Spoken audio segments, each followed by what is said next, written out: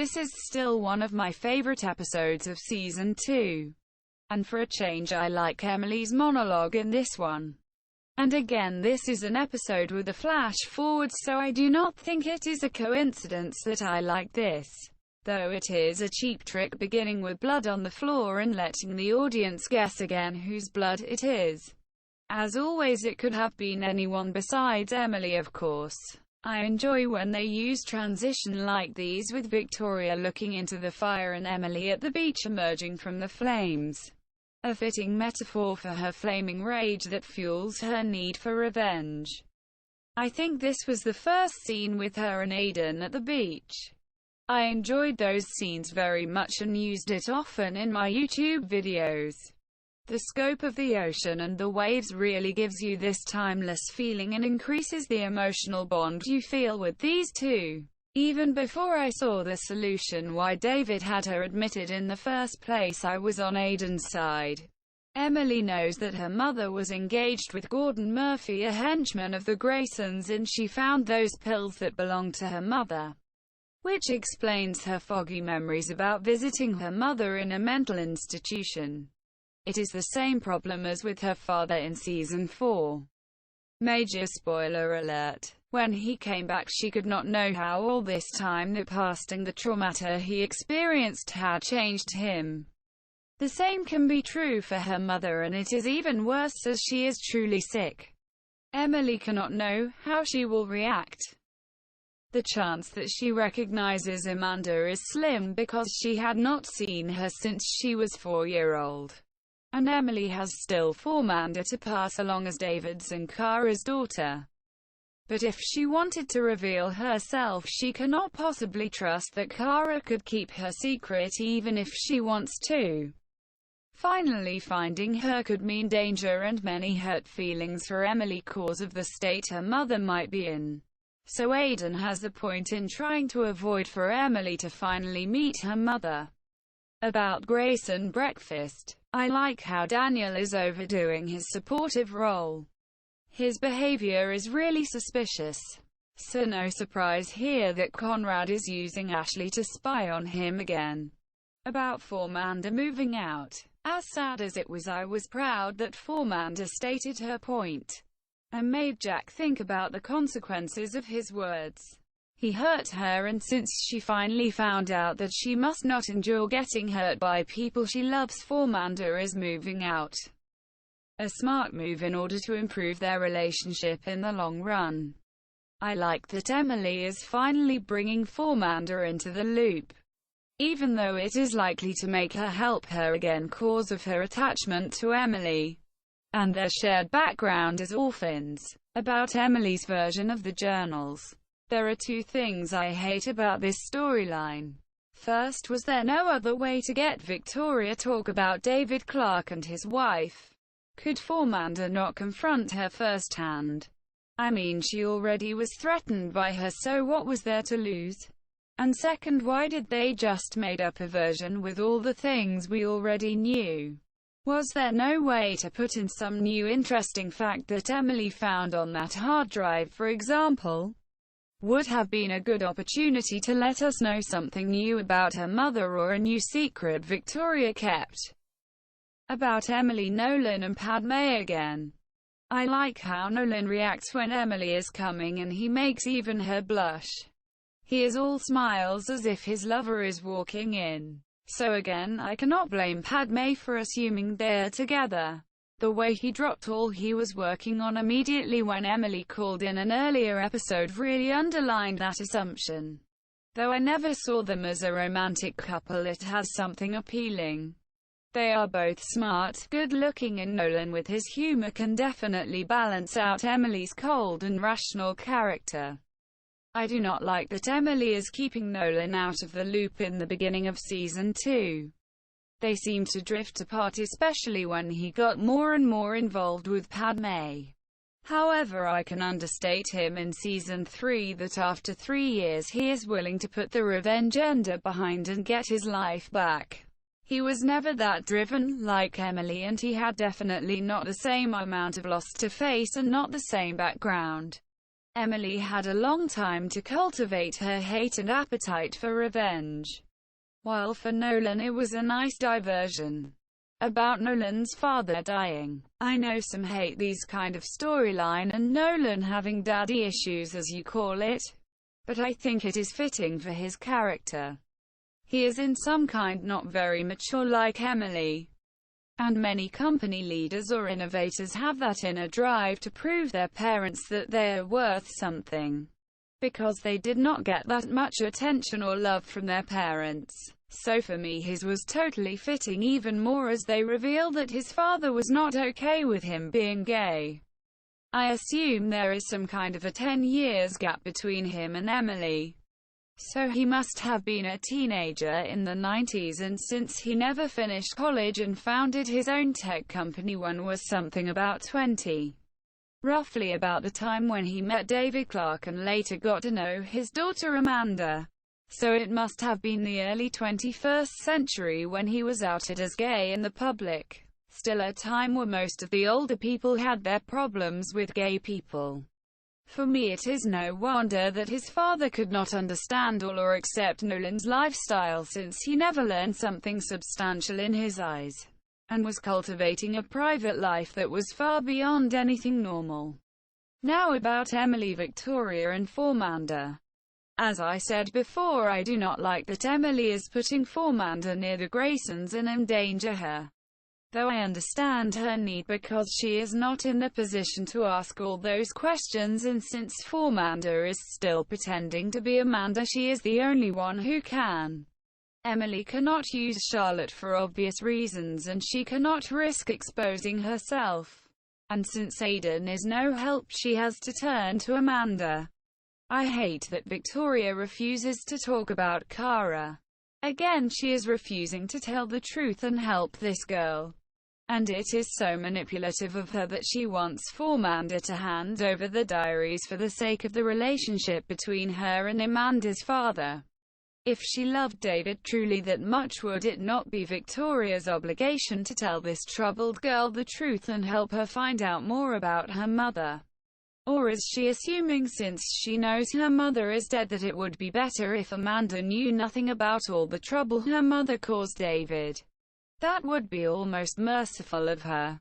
The idea of organizing a baby shower for Fauxmanda shows how similar Emily and Victoria react. When Emily was blackmailing Fauxmanda in a prior episode, she explained to Jack, who came in surprisingly, that she would be the godmother of their son. The same Victoria does with Charlotte.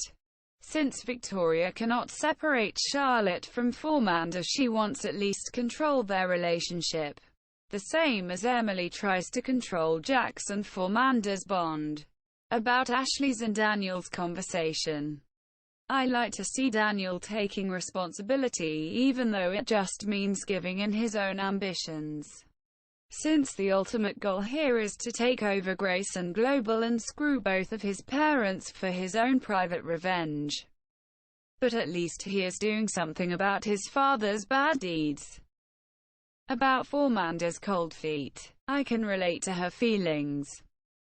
She has to think about her own family now. She has far more to lose than Emily and far less to gain by this. And since Emily is already assuming that Aiden is working against her and could have found her mother already, it would have been far wiser and fruitful to turn to him than using Amanda again. I know what happens later was an accident and not Victoria's intention. But Emily should have known that in the long run it would be dangerous for Fauxmanda and her little family to be near the Graysons again. Fauxmanda's worries and her bad feeling about this are in the end proven to have been right. About Aiden and Amanda's mother Kara Clarke.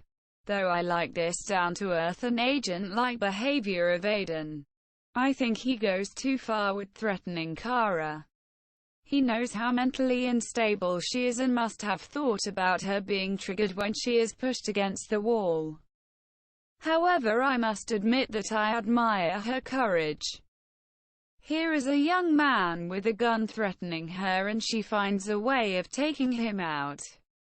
I would have liked to see her that capable and similar to Emily in more scenes if she would have sticked around for longer. About introducing Helen Crowley.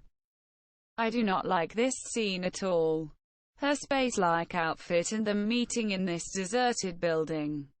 It is the most annoying thing of this new big bad that they are only throwing threats but never really show what they can do, neither their real face or structure. How can you be afraid of them if you not know them and do not see what they are capable of? Okay, they blew 2 planes and at the end of season 2 they are responsible for that blackout and Grayson Global going down. But everything else was not really impressive. I assume the writers thought that a nameless and faceless threat that could be anyone at any time, like a real terror organization, would be far more frightening. But I was never really frightened by any of their ambassadors. In fact, they just annoyed me because their appearances always delayed the plot. About Emily's black dress. I liked her black dress, though in my opinion it was not fitting for the event. I know it was no gala or a cocktail party, but her sexy neckline and the free back was a bit too much. For a beach party or a private party at home, this revealing dress would have been nice, but for Amanda's baby shower it was the wrong choice. And the wrong color anyway. Why did Emily choose black? I do not know if it is the same in the States, but in Europe and Germany black is the color of grief and we wear it to funerals. The royals even have a rule against wearing black to other occasions than to funerals or when they visit war memorials, on special remembrance dates such as Memorial Day. With the blonde hair and the golden jewelry it fits Emily no question, but would a lighter color not have been a better choice? About the actual baby shower, I like that Fauxmanda brought backup cause she mistrusts Victoria. Since she knows that the Graysons framed Amanda's father and were responsible for beating Jack in season 1, Fauxmanda has a good idea of what the Graysons are capable of. Even more than Jack, who still does not know the whole truth. And as she herself pointed out, the girls from the strip club are a good distraction while she tries to get more information out of Victoria. About Padma and Nolan's and his dead father again. I like that both are bonding over this. Anyone around our age has lost some family member. Younger ones like Padma a grandparent, and older like Nolan and Amanda one parent. I also like that they made the death and the loss so real. It is not a mystery or a crime like with Amanda's father. They just got estranged and have not seen each other in years. And just out of the blue Nolan gets to know he died months ago. Though it is a trope that makes is not untrue that his father kept an album with all of the newspaper articles he could find about Nolan. From afar he was proud of him and followed his ascension. It makes Nolan's loss true. We have no flashback and no backstory here that would make it emotional, more concrete. About their kiss and Padma's dress. Though it might not be the best time for them to share their first kiss, I like this scene very much. Especially how Nolan disturbs the first attempt with his clumsiness and Padma's cute reaction. Padma finding David Clarke's check and wearing red was a first hint for me that she was not that innocent and harmless as we the audience thought. I mean, bold colors like this red and the royal blue in the episode with the Grayson wedding suit her very well. She looks radiant and absolutely beautiful in those dresses. But whenever Emily wore red in the show, she was plotting something. In season 1, the first red dress was the downfall of Senator Kingsley. Then she wore red at the engagement party, and in season 2 in the pilot, in which she had to regroup because Victoria was still alive. The only exception was that episode in which Frank and Tyler were all over her and Jack declared his love to her. But I count that in because she was at that time plotting against Tyler and tried to get rid of him. So red dresses are very much like a red flag in revenge. And the check that was so often mentioned by Nolan in season 1. It was nice to finally see this as a real prop, and I like that it has a significant side plot of its own later. and another general thing that Padma and Nolan and their conversations stand for. I love her phrase "regret sucks." She is totally right with this little phrase, and the writers have put so much in these totally unspectacular scenes. For me, I love revenge the most when they take the time for these emotional moments and little stories behind all the great drama. 'Cause after all, stories and TV shows like these are for people and about people's experiences. So when they show us real emotions and real stories, they have a much deeper connection to us, the audience. Back to Kara and Aiden. I love that Aiden has to defend himself before Kara and her daughter Amanda in the same way. They both are very mistrusting and do not trust him at all. And he has to convince both that he is not their enemy. You can say it is lazy writing that he says the exact same words to both women. But in my opinion, that was on purpose. They try to show us the similarities between Amanda and her mother. I would like to have them show us more the differences. Like that Amanda, aka Emily, is more organized and can better control her feelings. For me, she is far away from being psychotic. The conspiracy around David Clarke is very real, and the Graysons mean real danger, though they are mostly in defense this season. I also like the editing here. Mostly I hate when they show us two or even more very thrilling plots and change positions from one scene to another. But here it is great because we have a connection between Amanda and Kara. And I think both situations would have been far more dull if they had showed us this in chronological order, one after the other. It just hastens the plot in the right amount. And as always, when they use this stylistic device, it makes it clear for the audience that both things are happen at the same time. So both of Emily's closest allies, Fauxmanda and Aiden, are in danger because of Emily's desperate quest to find her mother. And with Kara and Aiden there comes a problem that is very much relevant for Nolan in the last season. With finding her family, Emily has to make the decision if she reveals herself. Spoiler alert. Both times, with her mother in Season 2 and her father in Season 4. Emily decides not to, with hurt feelings and consequences not only for her alone but for Nolan and Aiden as well. 'Cause if he could have told Kara that he was someone close to her daughter, she would never have been that cruel to him. Assumed she would believe him. But that would have put Emily and her cover in danger. So Aiden cannot do that and has to help himself. By the way, it was obvious that they would not introduce him with the flashbacks and this big backstory and then kill him off a few episodes later. Trying to make us believe otherwise was again just a cheap trick to keep the audience hooked. I must admit that they used a lot of these in Season 2, which I definitely did not enjoy at all. About Ashley and Daniel, I must say, as much as I hate their relationship, I enjoyed that they used it to show us a bit smarter Daniel. I think his first suspicion on Ashley is the first step in Emily's direction, and if you think about Season 3, the first step in mistrusting her as well. And I love that Ashley is some kind of a pawn in this private revenge game between Daniel and his father. First, Conrad uses her to spy on Daniel, and after he detects it, he is using her against his father. In this, Daniel proves that he is a real Grayson, and his evolved abilities could have been a real asset for Emily and her mission. If he had decided to help her instead of taking his parents' side in this. About Emily's gift for Fauxmanda's baby shower. I was happy that they did not show us all the gifts. I assume they wanted not to delay the big dramatic finish of the episode. But I love that they showed us Emily's and Victoria's gifts. And it was nice to see that Emily seems to at least try to be happy for Fauxmanda and support her and the baby as a real godmother should do. Maybe she wanted to make a statement, too, before Victoria. As reminiscence to their competition at Daniel's birthday party in Season 1, at which occasion Victoria stole her gift idea.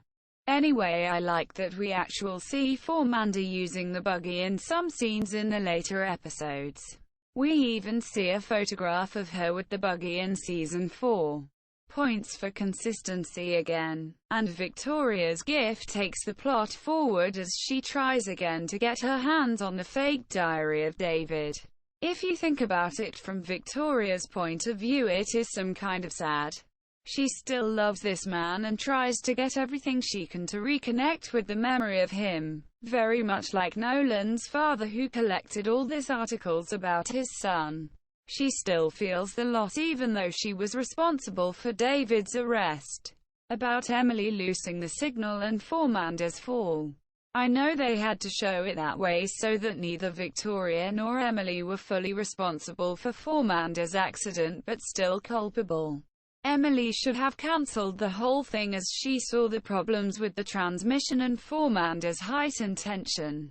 And Victoria could have escorted her downstairs or back to the bedroom away from the stairs. Though I do not like the plot of the scene, I definitely enjoy how they used Grayson Manor and its environment for it. The dramatic fall over the balustrade where Victoria was always standing in Season 1. And the checkerboard pattern on the floor with this really pink dress of Fauxmanda. This whole sequence is really iconic. Spoiler alert, I love the recurrences in Season 4 in the fight between Emily and Kate, Malcolm Black's daughter. When Emily falls at the same place and lands on a table. About the decision whether saving Fauxmanda or the baby. I am torn with this. I know she told Emily that they should save the baby no matter what. And I think any soon-to-be mother would say something like that in this situation. But if Fauxmanda would have died because of that, Emily would have never forgiven herself. If you would be cynical, Fauxmanda dying and having Jack as a single parent would have been a perfect outcome for Emily.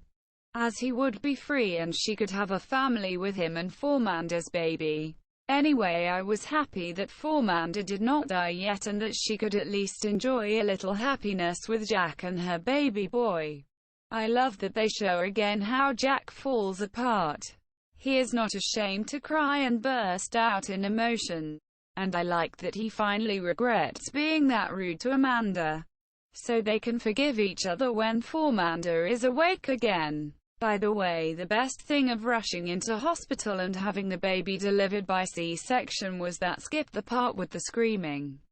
I hate those birth scenes in which the women are shown merely as animals who only can yell insults, scream or complain about the pain. I do not know how often I have seen those scenes in every TV show when there was a baby born. So I am happy that we did not have to see this in Revenge. Since they rushed into hospital, it was nice that they ended on this calm and slowed note. It gave the next scene with Emily and her mother enough space. By the way, I love the song they used in this scene. The floating mood was really fitting for Emily's monologue about intuition. About the new flashback. This whole sequence with Emily remembering her mother trying to drown her was so heartbreaking. I knew there had to be a dark secret behind her story, but I never expected this. The first flashbacks from the pilot episode with little Amanda and her mother swimming were so full of light and happy, like the ones with David at the beach. By the way, I like that they changed the color of the flashback. This grey tone and the darker water really changed the mood of the scene and made it more dramatic. About the last scene with Aiden. This is one of my favorite scenes from Season 2 and I use it almost in every of my Aiden and Emily videos. The white fluttering curtains seemed to me like white flags and gave the scene a very nice look. I like that Aiden is so open and offers her his arms, but she refuses him and even tries to fight him off till she finally cracks in his arms. The scene really shows how much he loves her and how hard it is for Emily to let go and release control. Not only because of this last sequence is this episode one of my favorites from Season 2. We get to know the dark secret behind Kara Clarke, and Emily and Aiden seem to get closer together again as Nolan and Padma. And the Graysons beside Victoria and the Initiative were not involved in this episode.